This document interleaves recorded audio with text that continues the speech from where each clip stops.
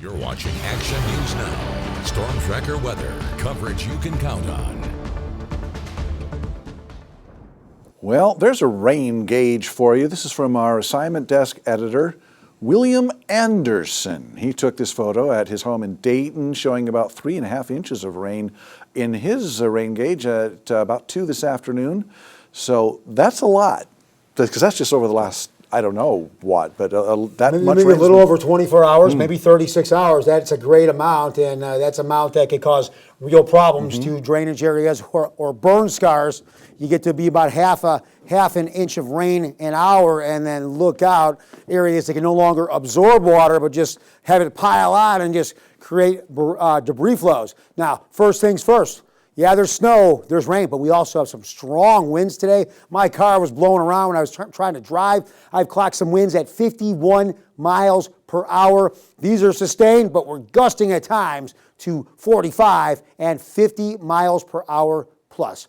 Okay, here's a look at our showers. I've been saying it, and I'm going to get the totals up for the rain, but it looks a little more tame today, more green. That's our lowest rate for the echo return on the radar. Less yellow, orange, and red, the stronger rain rates. But with winds blowing the way they are, it probably still feels like a torrential downpour because you got 50-mile-per-hour winds throwing rain and moisture at you. Now, for the most part, the heavier bands have been kind of near Red Bluff, near that Redding area, in some of those higher elevations. Granted, less than what I was indicating here on the radar 24 hours ago. All right, here's our low temperatures.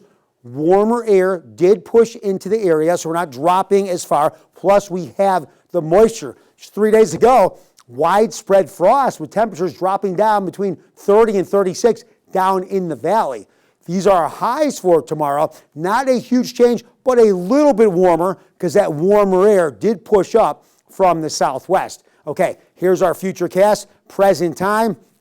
Rain still pushing into the area from our atmospheric river. Some heavier bands, the green, the lighter bands, a lot of it, the higher elevation, not even just the higher elevation here, excuse me. In this shot, we're seeing even the heavier rain down in the valley. But not much is changing between when these storms kicked off 36 hours ago. They're still pushing through. Yeah, there's some gaps here and there for some dry times. For the most part, it's still coming. But by Saturday, here we still air noon on Friday, but by Saturday, things could change. And I'm going to look into that right now here on our storm track position. High pressure holding these storms out there, and they're just spinning. Here's the jet stream. It can't even take a free ride on the jet stream to kind of pull it. It's kind of trapped, and what's it doing? Just gathering moisture from the ocean and then pushing that atmospheric river our way. I talked about that warmer air pushing up from the southwest. That has pushed our snow levels up higher in the mountains,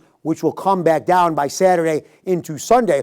Now, this storm will start to move our way as high pressure starts to pull away. And when that happens, we'll get a little bit of a break on Saturday, maybe because it moves a little bit off towards the north or the northeast. But then it's going to head our way again. And Sunday into Monday, we're looking at more showers. And it's still up in the air what the model runs want to show us. Now, this storm could pass us by maybe Tuesday. It might take to Wednesday to get there. So we're going to continue to iron out the details because we want to talk about, hey, what's the weather going to be like for our Thanksgiving Wednesday and our Thursday and our Friday when a lot of people are traveling? So it's up in the air, but for now, these storms will head at the end of the weekend through the area, and rain will resume after a little bit of a lull on Saturday. Okay, more showers Friday, a little bit of that lull on Saturday, but then the storms resume.